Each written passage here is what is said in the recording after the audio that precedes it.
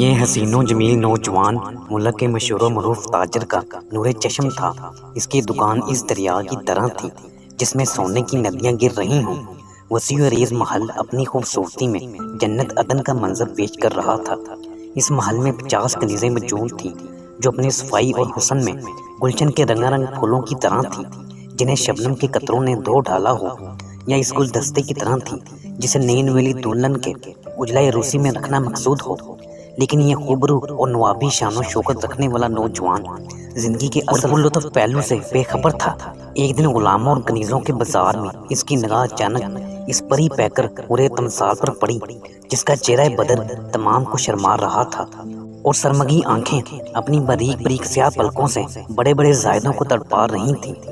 گورے رخسار پر قدرتی گندا ہوا سیاہ تل دیکھنے والوں کے دلوں کو مقناطیس کی طرح کھینچ رہا تھا۔ اولو جیسے صاف و شفاف دندان نیلگوں آسمان پر چمکنے والے تاروں کی طرح جگمگا رہے تھے۔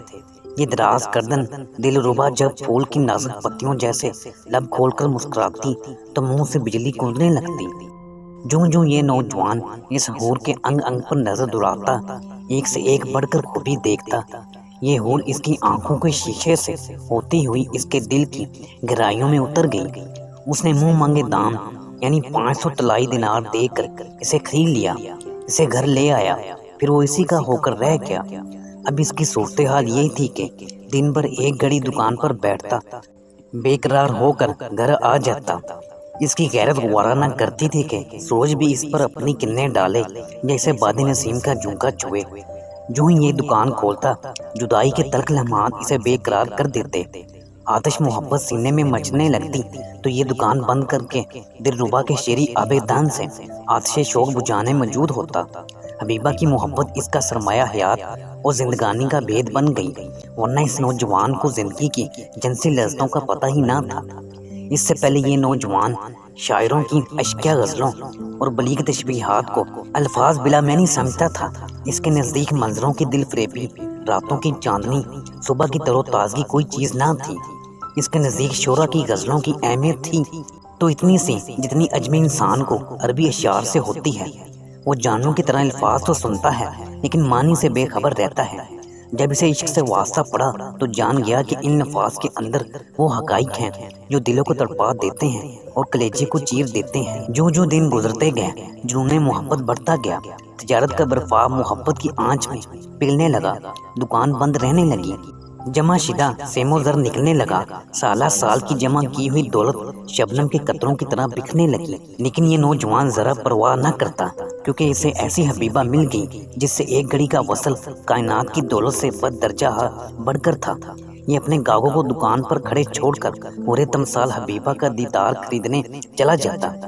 جب کبھی نیک بخت سمجھاتی کہ جاؤ اور مال و دولت کی خبر کرو، تجارت کرو اور ثروت بچاؤ، تو یہ کہتا مجھے سیم و زر اور دولت ثروت سے کیا غرض، بس تو ہی میری ثروت اور تجارت ہے۔ وہ جب بھی بات کرنا چاہتی یہ نوجوان اس کے پھول کی پتیوں جیسے نازک ہونٹوں پر قبلہ جما کر خاموش کرا دیتا۔ بالآخر تجارت ختم ہو گئی، سونے کا کنواں خشک ہو گیا، اثاثہ فروخت ہو گیا، کنیزیں خادمائیں بک گئیں تو اس نے محل کے مرمری پتھر فروخت کرنے شروع کر دیے۔ جانے والے مال کا غم نہ گمشدہ خزانے کا افسوس، اسے حبیبہ کی محبت میں بھوک سے خزاں اور پیاس سے سرابی حاصل ہوتی، وحشت سے سکون اور سردی سے حرارت نصیب ہوتی۔ اس کے گورے چٹے رخساروں نے اسے پھولوں سے بے نیاز کر دیا کیونکہ اسے موتیوں کے بدلے محبوبہ کے اولوں جیسے شفاف دندان اور شہد کے بدلے محبوبہ کا شیری آبیدان مل گیا۔ اس کے ریشم جیسے نرم و نازک بدن کی خوشبو مشک ختن کا نعم البدل تھی۔ اس کی گوری اور چوڑی چھاتی میں اس کی دنیا آباد تھی۔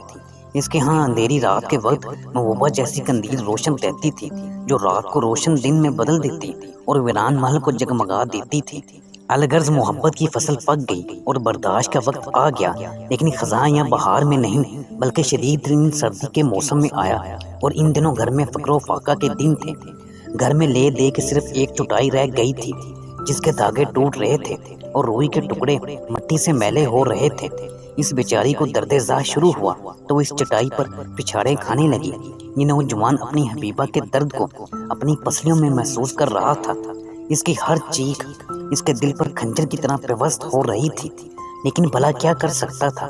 جب تکلیف ناقابل برداشت ہو گئی تو اس بیچاری نے کہا، اے میرے محبوب، میں مر جاؤں گی، جا میرے لیے کچھ روغن، شہد اور آٹا لے آ، اور جلدی کر، اگر دیر ہو گئی تو مجھے زندہ نہ پائے گا۔ یہ گھر سے نکلا اور دیوانے کی طرح دوڑ دوڑ کر مطلوبہ اشیاء تلاش کرنے لگا۔ دکانیں اور بازار بند تھے، لوگ گھروں میں مزے کی نیند سو رہے تھے، لیکن محبت کا متوالا پردیسیوں کی طرح مارا مارا پھر رہا تھا۔ یہ دوڑتا ہوا بغداد کے پل پر جا پہنچا۔ اس کا اگر کوئی گھر تھا تو وہی جس سے نکل کر آیا تھا، اور اگر کوئی غم خوار تھا تو وہی عورت جو درد سے مر رہی تھی۔ اس کے دل میں خطرناک وسوسے پیدا ہونے شروع ہو گئے۔ اسے اپنی محبوبہ کے خاتمے کے بعد آنے والی وحشت اور کاٹ کھانے والی تنہائی کا خوف لرزا رہا تھا۔ جب وسوسوں نے بھیانک منظر پیش کیا تو سوچنے لگا، اگر دجلہ میں چھانگ لگا کر میں زندگی کا خاتمہ کر لوں تو شاید اگلے جہاں میں اکٹھے ہو جائیں۔ دجلہ کا پانی رات کی سیاہ چادر اوڑھے رقص کر رہا تھا۔ چاروں طرف یک بستہ خاموشی چھا چکی تھی۔ یہ چھلانگ لگانا ہی چاہتا ہے کہ اسے اپنی حبیبہ کا انتظار اور تکلیف یاد آئی۔ اپنی درماندگی اور ناچاری نے اسے یہ دعا مانگنے پر مجبور کر دیا، اے اللہ، میری حبیبہ اور جو کچھ اس کے پیٹ میں ہے وہ تیرے سپرد کرتا ہوں۔ اس کے بعد لمبے چوڑے خیالات برق رفتاری سے اس کے ذہن پر گزرنے لگے۔ یہ چھلانگ لگانے سے پہلے سوچنے لگا کہ اس یک بستہ پانی میں موت جلدی آ جائے گی یا دیر سے، آیا مشکل سے دو چار ہونا پڑے گا یا نہیں، کیا اللہ خودکشی کرنے والوں کی جواب طلبی نہیں کرے گا اور حکم عدولی کرنے والوں کو سزا نہ دے گا، کیا اللہ تعالیٰ نے خودکشی حرام نہیں کی، کیا یہ جان اس کی ملکیت نہیں جو اس نے بطور امانت بندے کو دے رکھی ہے، یہ جان نہ میری ہے نہ میں نے پیدا کی ہے۔ پھر یاد آیا کہ میں نے جو اللہ تعالیٰ سے دعا کی ہے اور محبوبہ کو اس کے سپرد کیا ہے تو کیا وہ ایسے ہی رائگاں جائے گی؟ مرنے کے بعد میں اللہ کو کیا جواب دوں گا؟ ایمان جاگ اٹھا اور یہ واپس مڑنے پر آمادہ ہو گیا، لیکن مستقبل کے بھیانک خوف نے پھر پاؤں پکڑ لیے۔ یہ آنکھیں بند کر کے کوئی خطرناک فیصلہ کرنا ہی چاہتا تھا کہ ایک غیر محسوس قوت نے بازو پکڑ لیے، اور یہ قوت دراصل دل موہ لینے والی وہ سریلی آواز تھی جو دور سے گونجتی ہوئی سنائی دی۔ یہ آواز آبشاروں اور نہروں سے ہوتی ہوئی دجلہ پار کر رہی تھی۔ یہ آواز اس بات کی علامت تھی کہ رات ختم اور دن شروع ہو گیا۔ یہ موزن کی آواز تھی جس کے انتظار میں چوپائے کھڑے اور پرندے بیٹھے رہتے ہیں، جسے سن کر بلبلیں چہچانے لگتی ہیں اور نمازی جاگ پڑتے ہیں، اللہ اکبر، اللہ اکبر، لا الہ الا اللہ۔ اسے حی علی الصلاۃ، حی علی الفلاح کے الفاظ سن کر دنیا کی سعادت اور آخرت کی بزرگی نظر آئی۔ اس کے سامنے قوت و دنائی دوڑنے لگی۔ وہ وہاں سے واپس گھر آ گیا۔ اس نے دیکھا کہ پڑوس کی عورتیں جمع تھیں جو اس کی آہ بکا سن کر جمع ہو گئی تھیں۔ اس نے ان سے اپنی بیوی کی حالت دریافت کی۔ انہوں نے بتایا کہ یہ فوت ہو چکی ہے، حالانکہ وہ بے ہوش ہو کر سکتہ میں تھی۔ یہ فوتگی کی اطلاع سن کر چیختا چلاتا، روتا پیٹتا، بال نوچتا، کپڑے پھاڑتا ہوا دیوانوں کی طرح جدھر منہ آیا ادھر چل پڑا۔ اس کے ہوش و حواس گم ہو گئے اور یہ بستیوں اور شہروں میں گھومتا ہوا خراسان جا نکلا۔ عرب لوگ مروت کی وجہ سے کھانا اور بستر مہیا کر دیتے، لیکن یہ نہ پوچھتے کہ تو کون ہے اور کہاں جانا چاہتا ہے۔ کچھ عرصے کے بعد ہوش و حواس درست ہوئے تو کسی واقف کار نے اسے تجارت کے لیے پیسہ دے دیا، چنانچہ یہ تھوڑے ہی عرصے میں مالدار ہو گیا۔ گھر میں سونے چاندی کی ریل پیل ہو گئی۔ یہ اپنے گھر کے پتے پر پڑوسیوں کو خط لکھتا رہا، چنانچہ اس نے 66 خط لکھے، لیکن جواب ایک کا بھی نہ آیا۔ جس شخص نے ازدواجی زندگی کا حظ اٹھایا ہو اور بیوی کی محبت میں شیریں اوقات گزارے ہوں، وہ بھلا کیوں کر تنہائی کی زندگی بسر کر سکتا ہے؟ سونے اور چاندی کے درم و دینار سے عمدہ کھانے، بہترین پوشاکیں، اعلیٰ سواریاں، بلند و بالا کوٹیاں خریدی جا سکتی ہیں، لیکن ہم مزاج، ہم خیال، درد مند رفیقہ حیات کا ملنا قسمت پر موقوف ہوتا ہے۔ یہ نوجوان جب رات کو گھر کے دروازے بند کر لیتا تو شاندار ماضی کے پر لطف لمحات اور اپنی حبیبہ کے اوصاف کو یاد کر کے روتا۔ اسے اپنا بغدادی محل جو اپنی خستہ حالی کے باوجود محض دل ربا کے دم خم سے گلشن نما تھا، اس محل سے بہت پیارا لگتا تھا، جس میں سوائے سونے چاندی کے کوئی غم خوار نہیں تھا۔ اسے خراسان میں 28 سال بیت گئے۔ عمر کی بہار خزاں میں تبدیل ہونے لگی۔ یہ گھبرا گیا کہ اسے کہیں اس حال میں ہی موت نہ آ جائے کہ وہ اپنی محبوبہ کی قبر بھی نہ دیکھ سکے۔ چنانچہ ایک رات یہ تصور وحشتناک منظر بن کر سامنے آ گیا تو اس نے بغداد واپسی کا عزم بالجزم کر لیا۔ اس نے 28 سال کی کمائی ہوئی دولت 20,000 دنائی دیناروں میں فروخت کر دی اور عمدہ پوشاک اور کچھ سامان خرید کر ایک قافلے کے ساتھ بغداد کی طرف چل پڑا۔ دل میں بس ایک ہی آرزو تھی کہ بیوی کی قبر پر ایک شاندار عمارت بنائے اور وہیں کا ہو کر رہ جائے، لیکن راستے میں قافلے پر ڈاکو ٹوٹ پڑے۔ انہوں نے قافلے والوں کو لوٹ کر قتل کر دیا۔ یہ رات کو مردوں کے درمیان سے اٹھ کر پیدل چلتا رہا اور سوچتا رہا کہ یہ دنیا دکھوں اور مصیبتوں کا گھر ہے۔ حبیبہ کی جدائی کا جان کا صدمہ دل سے اترا بھی نہ تھا کہ دوسرا صدمہ آن پڑا۔ یہ پھر خودکشی کا سوچنے لگا، مگر ایمان چونک پڑا اور اس نے یاد کیا کہ میں نے اپنی حبیبہ اور اس کے جنبین کو اللہ کے سپرد کیا تھا، اور اللہ کے پاس امانتیں ضائع نہیں ہوتی، کیا عجب کہ وہ امانت محفوظ ہی ہو۔ یہ انہی سوچوں میں گم چلتا ہوا دریا کے کنارے آ پہنچا۔ اتفاق سے وہاں ایک بحری جہاز گزر رہا تھا۔ اس نے جہاز کی طرف اشارہ کر کے آواز دی۔ جہاز والوں نے اپنا رخ اس کی طرف کر دیا اور اسے اپنے ساتھ سوار کر لیا۔ اسلام کی خوبی یہ ہے کہ اس کے ماننے والے اپنے بھائیوں کو حقیر نہیں سمجھتے، خواہ وہ امیر ہوں یا غریب۔ انہوں نے اسے کھانا پیش کیا، یہ کھانا کھا کر سو گیا۔ جہاز دن بھر چلتا رہا۔ شام کے وقت یہ بیدار ہوا تو بغداد نظر آ رہا تھا۔ اسے بغداد اور دجلہ کا پرشکوہ منظر تعجب میں ڈالنے لگا۔ دجلہ کی سطح پر چھوٹی چھوٹی کشتیاں اور جہاز مچھلیوں کی طرح ادھر سے ادھر جا رہے تھے۔ کھجوروں کے درخت باہم معانقے کر رہے تھے، پانی کی موجیں رقص کر رہی تھیں۔ ان کا جہاز ان کشتیوں میں سے ایسے گزر رہا تھا جیسے کوئی جوان مرد حسینوں کے جمگھٹے سے گزر رہا ہو۔ اس جہاز نے اسے بغداد کی اسی پل پر اتارا جہاں یہ 28 سال قبل کھڑا چھلانگ لگانے کا سوچ رہا تھا۔ اس وقت اس کے دل کی کیفیت یہ ہو گئی کہ اب پھر سے روغن اور شہد خرید کر اپنی حبیبہ کو پیش کرے، لیکن فوراً متنبہ ہوا کہ یہ کوئی گھنٹوں کی بات نہیں بلکہ 28 سال کا عرصہ ہے۔ کتنے لوگ پیدا ہوئے اور کتنے فوت ہو گئے۔ یہ وہاں سے اپنے ویران گھر کو ڈھونڈنے چل پڑا۔ وہاں پہنچ کر کیا دیکھتا ہے کہ اس ویران گھر کی جگہ ایک عظیم الشان مکان تیار ہو چکا ہے اور اس کے گیٹ پر مسلح نوجوان چاقو چوبند کھڑے ہیں۔ یہ سوچنے لگا کہیں میں بھول نہ گیا ہوں۔ واپس مڑا تاکہ پوچھ لے، لیکن پوچھے تو کس سے؟ ناآشنا سا چہرے ہیں، جگہیں تبدیل ہو چکی ہیں۔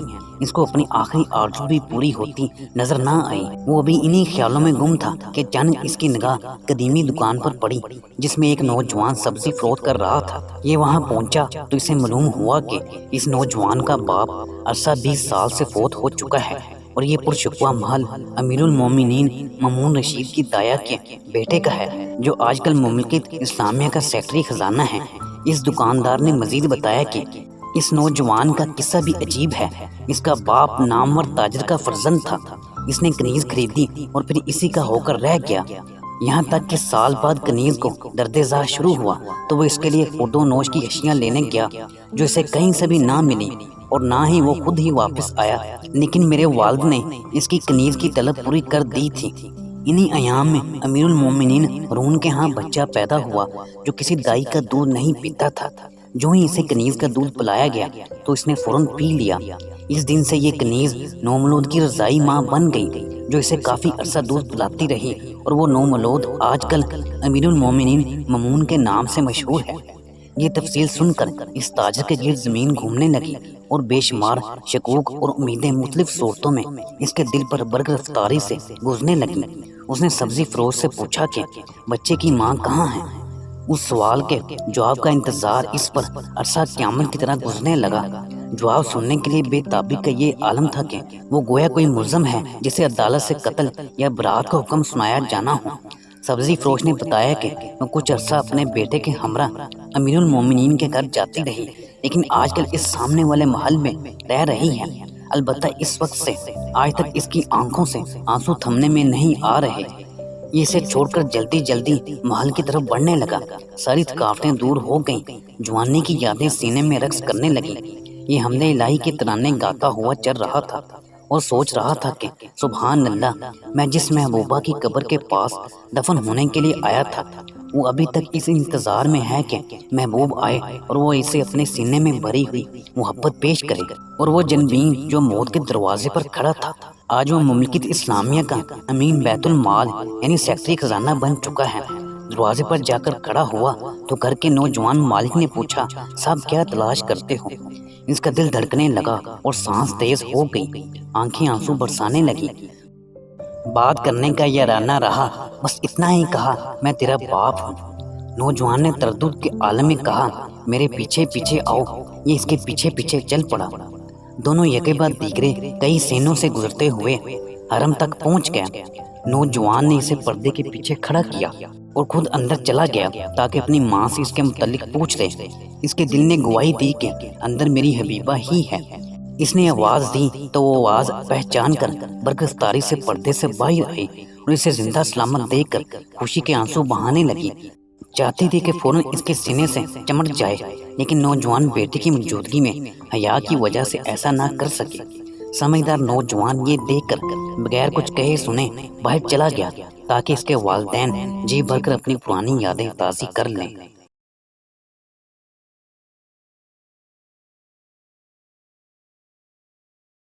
ناظرین، ہماری آج کی ویڈیو یہیں تک تھی۔ امید ہے کہ ہماری یہ ویڈیو آپ کو پسند آئی ہوگی۔